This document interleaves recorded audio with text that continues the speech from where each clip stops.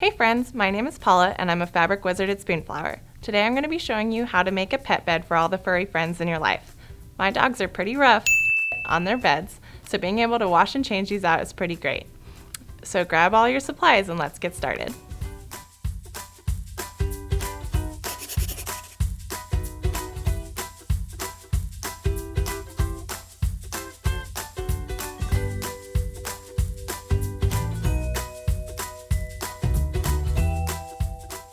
Start by cutting your fabric. Determine the size you want your bed to be and cut 2 pieces of fabric for the top and bottom of the bed, and 2 pieces for each side, adding 1 inch to each measurement of each side for seam allowance.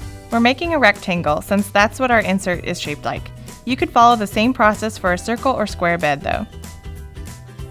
The side pieces will need to be the same length as the sides of the top and bottom and about 5 inches in height. One of the long side pieces will be 6 inches in height to accommodate the zipper. Here are the measurements for my pieces. 2 pieces 29 by 37, 2 pieces 29 by 5, 1 piece 37 by 5, 1 piece 37 by 6. This last piece is for the zipper. It will need to be slightly wider because you will use the extra seam allowance in order to insert the zipper. Choose a zipper a few inches shorter than the longest side of the dog bed. For our 36-inch dog bed, we will be using a 30-inch zipper. Take the 37 by 6-inch side piece and cut it in half lengthwise.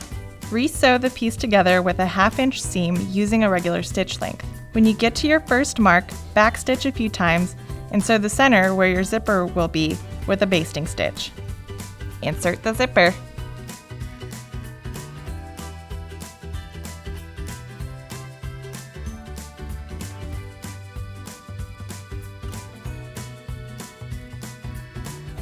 Switch to a zipper foot.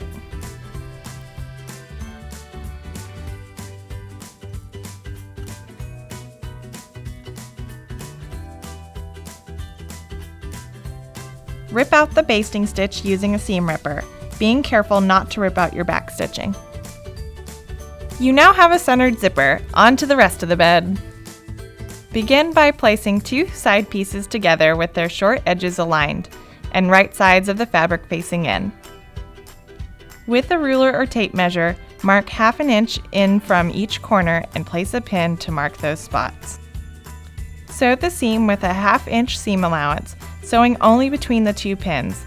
This means you'll have a little 1/2 inch flap at the beginning and end of the seam where the fabric isn't sewn.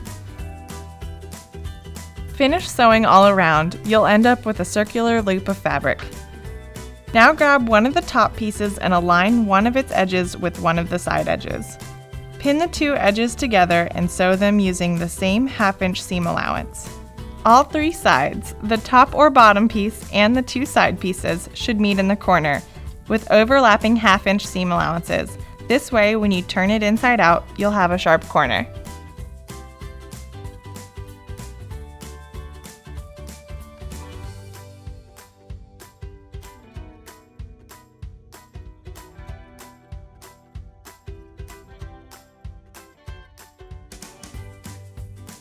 When one top or bottom piece has been attached to the sides on all 4 edges, you'll have a piece that looks like this.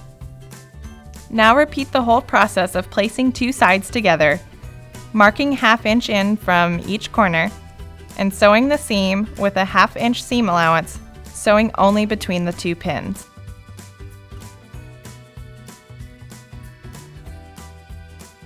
To attach the second bottom or top piece, sew all the way around the rest of the bed.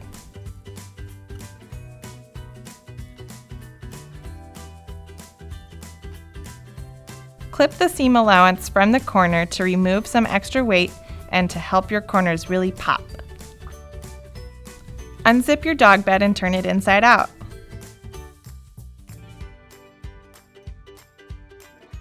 Push the corners out with a chopstick, bone tool, or anything pointy.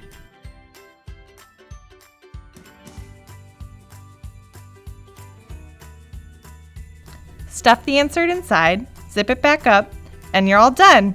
This bed is pup approved. Subscribe to our YouTube channel. Happy making!